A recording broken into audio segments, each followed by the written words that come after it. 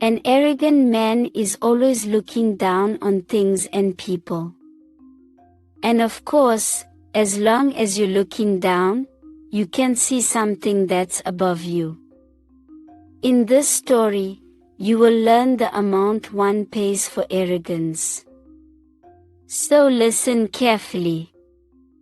Once upon a time, in the heart of West Africa, the village of Nkanu was a place of beauty and mystery.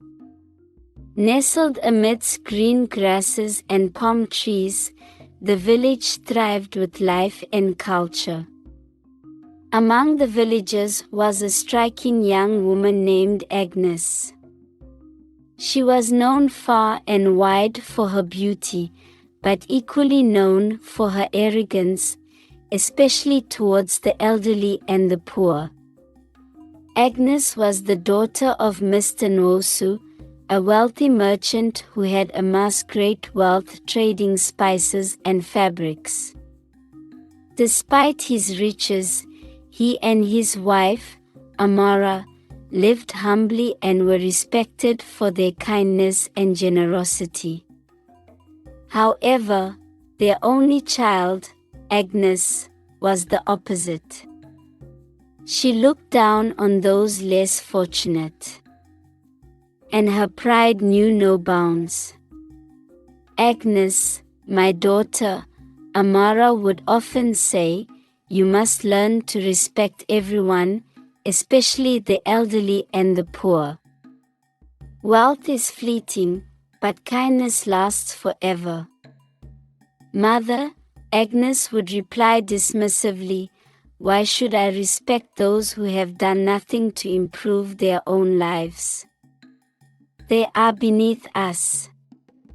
Amara would sigh, knowing that her words fell on deaf ears.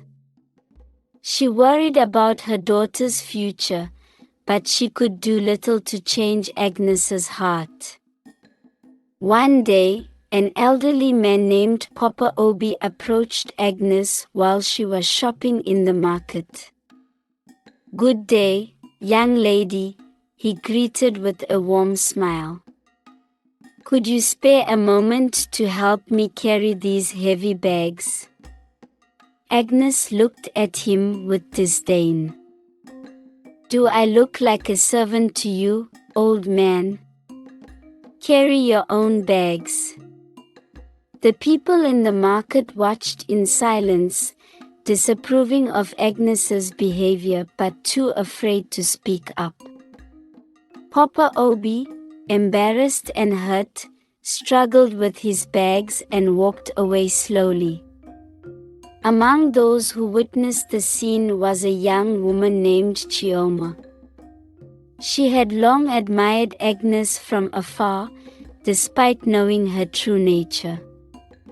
Chioma was kind-hearted and gentle, a stark contrast to Agnes's arrogance. She often wondered what it would take to melt her cold heart.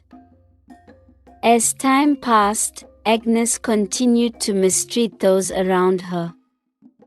She believed herself to be untouchable, but fate had other plans. Agnes eventually married a man named Chidi, who was known for his patience and gentleness. Chidi was a successful farmer, and although not as wealthy as Mr. Nwosu, he provided a comfortable life for Agnes. Despite this, Agnes remained haughty and disrespectful. Chidi, why don't you make more money? Agnes would often complain. You should be ashamed that I earn more than you. Chidi, though hurt by her words, never responded with anger. He carried the pain in his heart, hoping that one day Agnes would change. He remained loyal and loving, even as Agnes grew more disobedient and began to cheat on him. Every Friday night, Agnes will go out with her friends and spend their nights in the clubs. And they will get drunk and sleep around with men, they have never met before. And she would return home very early in the morning. Whenever Chidi tries to confront her, she would shout in rage saying, "Who are you to tell me how to live my life?" Her voice hammering throughout the entire neighborhood. Agnes continued her immoral life for years into her marriage, until one evening, after a long day in the fields, Chidi decided to do a DNA test on their 2 children. He had always had a nagging suspicion but hoped he was wrong. When the results came back, his worst fears were confirmed. He was not the father of either child. Heartbroken, Chidi confronted Agnes. "Agnes, I did a DNA test. Our children, they are not mine." Agnes laughed mockingly. "What did you expect, Chidi? You're not man enough for me. I need excitement, and you bore me." The revelation tore Chidi apart, but it also gave him the strength to make a bold decision. "Agnes, I cannot continue like this. I want a divorce." Agnes was taken aback, not by the prospect of losing Chidi, but by the thought of losing her status as a married woman. However, she quickly shrugged it off, confident that she would find another man easily. Chidi left, taking only his clothes and a few personal items. Agnes, proud and unbothered, continued her life of luxury and infidelity. Unaware of the storm brewing on her horizon. One fateful night, Agnes and her friends attended a lavish party in a nearby village. They drank and danced, oblivious to the world outside their bubble of privilege. As they made their way back to Kanu, they stumbled upon a soothsayer sitting by the roadside. The soothsayer, an old man with a long white beard and piercing eyes, greeted them. "Good evening, young ladies. May I offer you some wisdom?" Agnes's friends greeted the man respectfully, but Agnes scoffed. "Look at this ugly fellow," she said loudly, causing her friends to laugh. "Do you really think you have any wisdom to offer us?" The soothsayer's eyes narrowed. "Why do you mock me, young lady? Is that the way you treat your husband?" Agnes sneered. "What do you know about me and my husband? You're just a poor, old man." The soothsayer's voice grew stern. "I know that you cheated on your husband, but since you love having affairs so much, you will no longer enjoy sleeping with men. Instead, you will have the sexual desires of a man and will only find satisfaction with women." Agnes laughed even harder. "And you, from now on, will be gay," she mocked. The soothsayer did not respond to her taunts. Instead, he stood up and walked away, leaving Agnes and her friends bewildered. At first, Agnes thought nothing of the soothsayer's words. She continued her life as usual, but soon, she began to notice a change. Her usual excitement with her affair partners dwindled, and she found herself increasingly drawn to her female friends in a way she couldn't understand. One afternoon, she visited her best friend Chioma. Chioma's mother welcomed her warmly. "Agnes, Chioma is in the shower. Please wait in her room. Agnes nodded and made her way to Chioma's room. As she sat on the bed, she began to feel an unusual arousal. When Chioma emerged from the bathroom, wrapped in a towel, Agnes's heart raced. "Chioma," Agnes said, her voice trembling slightly, "you look different today." Chioma laughed. "What do you mean, Agnes? I'm just me."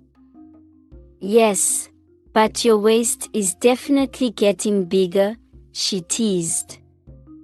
Agnes, unable to control herself, reached out and touched Chioma's arm. "You have no idea how beautiful you are," she said, her voice husky. Chioma, thinking Agnes was just being playful, smiled. "Thanks, Agnes. But what has gotten into you today?" Before Chioma could react, Agnes leaned in and kissed her. Chioma pulled back, confused and shocked. "Agnes, what are you doing?" Agnes, consumed by her desire, ignored her friend's protest. "I need you, Chioma. I can't help it." Chioma, frightened and confused, pushed Agnes away. "Agnes, stop. We've been friends since high school. What has gotten into you?" Agnes, realizing the depth of her actions, broke down in tears. "I'm cursed, Chioma.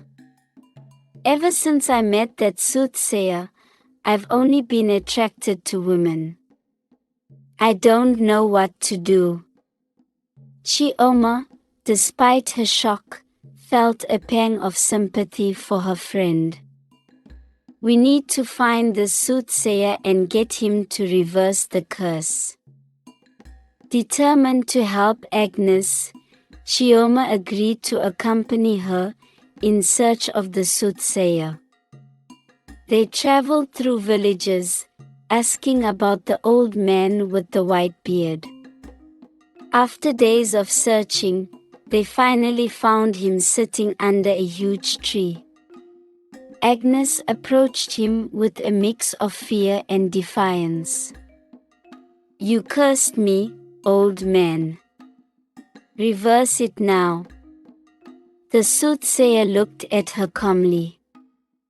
"I warned you, but you did not listen. The curse can only be lifted if you apologize to your ex-husband, seek his forgiveness and ask him to take you back." Agnes clenched in fury. "I would rather remain like this than beg him for anything." The soothsayer shrugged. "Then your fate is sealed." Chioma tried to reason with her.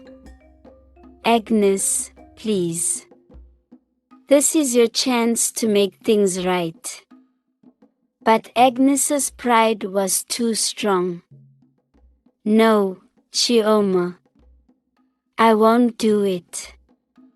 With heavy hearts, they left the soothsayer. Chioma continued to support Agnes, but the strain of her friend's behavior began to take its toll. As Agnes's attraction to women grew, so did her desperation. Her female friends began to distance themselves, uncomfortable with her advances. Even Chioma, who had tried to help, found it increasingly difficult to be around her. One day, Chioma confronted Agnes. "Agnes, you need to control yourself. You're pushing everyone away." Agnes, now deeply frustrated, snapped. You don't understand, Chioma. You can't imagine what it's like. Chioma sighed. I do understand, but this is not the way to handle it. You need to make peace with your past. Agnes's eyes filled with tears. I don't know how. Chioma hugged her friend. We'll figure it out. But you need to be willing to change. Agnes's condition worsened, and she found herself increasingly isolated. Desperate for companionship, she turned to prostitution. She paid women for their company, but it only deepened her misery. The harlots charged her higher fees, seeing her desperation, and many refused her offers altogether. One evening, after being rejected by several women, Agnes sat alone in her room, overwhelmed by despair. She realized that she had become what she once despised, a person driven by base desires and unable to find genuine connection. She longed for a meaningful relationship but found herself trapped by her own actions. Feeling utterly alone, Agnes decided to reach out to Chioma. Chioma, can we talk? She asked. Over the phone, Chioma's voice was hesitant. Of course, Agnes. Come over. When Agnes arrived, Chioma welcomed her with a cautious smile. What's on your mind? Agnes took a deep breath. Chioma, I know this might sound strange, but I want you to marry me. I need someone in my life, someone who understands me. Chioma looked shocked. Agnes, you know I care so much about you, but I hope to find a husband one day. We've been sleeping together because of your condition. But I can't marry you. Agnes's eyes filled with tears. I don't know what to do, Chioma. I'm lost, Chioma sighed.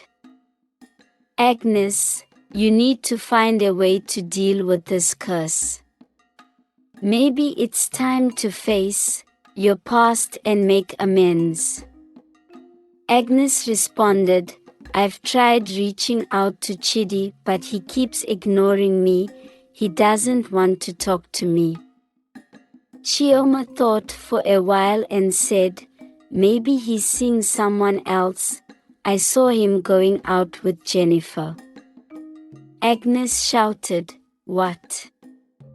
This can't be. We need to do something.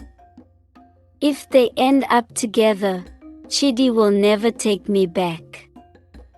Chioma replied, What do you intend to do? They are already dating and in a serious relationship. Agnes thought for a while and said, I have an idea. But you're not going to like it. What is it? Chioma questioned. Agnes murmured, I want you to marry Chidi. Didn't you say you need a husband? Chioma responded, Yes, but how is that supposed to solve your problem? Agnes said, You will help me plead with Chidi to take me back. You mean as second wife? Yes, Agnes answered. Chidi is a man of culture and he will be more than happy to husband us both. Chioma shook her head. No.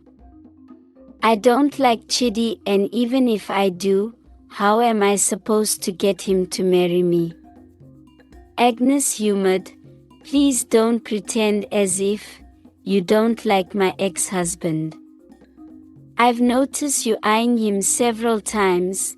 Just go to his house and sleep with him. then tell him that you're pregnant. Agnes. This is crazy, Chioma said, but I like it. Let's give it a try. So Agnes persuaded Chioma to marry Chidi in order to prevent him from being with Jennifer.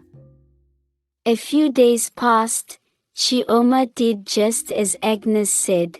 She came to Chidi's humble home very late at night and lured him to sleep with her. Few weeks passed. Chioma returned to Chidi with tears in her eyes. She cried out, "Chidi, I'm pregnant. My mother is going to kill me if she finds out about this. Perhaps I should get an abortion." Chidi have always wanted to have a child of his own. He tried to comfort Chioma. "Chioma, stop crying," he said. "I am going to take good care of you and your baby." Chioma responded, "What about my mother? She's going to kill me when she finds out I'm pregnant." Chidi's voice remained calm. "Don't worry, I'm going to pay your mom a visit and ask for your hand in marriage. Don't worry. Everything will be alright." A few months later, Chioma got married to Chidi, Agnes's ex-husband. Their marriage flourished, and Chioma found happiness with Chidi and forgot the deal she made with Agnes. Months passed, and Agnes's situation grew worse. Her desperation turned into a resolve to fix her life. She realized the consequences of her actions and decided to seek forgiveness from Chidi. Agnes approached Chidi's home with trepidation. Chioma answered the door. "Agnes, what are you doing here? I need to talk to Chidi," Agnes replied. Chidi appeared behind Chioma, his expression neutral. "What do you want, Agnes?" Agnes fell to her knees, tears streaming down her face. "Chidi, I'm so sorry for everything. I know I've wronged you terribly. Please, forgive me." Chidi looked at her with pity. "I accept your apology, Agnes. But I've moved on. I'm married to Chioma now, and we're happy," Agnes pleaded. "Please, take me back. I'll be faithful, I promise." Chidi shook his head. "I'm sorry, Agnes. It's too late. You need to find another way to fix your life." In desperation, Agnes told Chidi everything she had been through. But Chidi didn't believe it. She took Chidi to the soothsayer to help her plead with the old man to reverse the curse. But the soothsayer was adamant. He said to her, "Agnes, your arrogance has shaped your destiny. Either you marry Chidi, or you remain a lesbian for the rest of your days." Agnes turned to Chioma, her eyes pleading. "Chioma, please. Help me convince Chidi." Chioma, moved by Agnes's desperation, spoke to her husband. "Chidi, maybe we can help her. She has learned her lesson." Chidi looked at Chioma, then at Agnes. "Are you truly willing to change, Agnes?" Agnes nodded fervently. "Yes, Chidi. I've learned my lesson. I promise to be different." After much deliberation, Chidi agreed. Agnes remarried Chidi as his second wife, and the soothsayer lifted the curse. From that day on, Agnes carried a valuable lesson in her heart to respect people no matter their appearance or status. The village of Nkana watched as Agnes transformed from a proud and arrogant woman to a humble and respectful wife. She became known for her kindness and generosity, and her story served as a reminder to all that true wealth lies in the heart, not in material possessions. So what is the moral of this story? The story of Agnes teaches us about the destructive nature of arrogance and the redeeming power of humility and forgiveness. It highlights how pride and disrespect for others can lead to profound personal suffering and isolation. However, it also shows that seeking forgiveness and making amends can pave the way for personal growth and redemption. Please make sure to like and subscribe, and also hit the bell icon to stay informed on our latest stories. Remember to tell me in the comment section what you learned from the story. See you next time. Bye.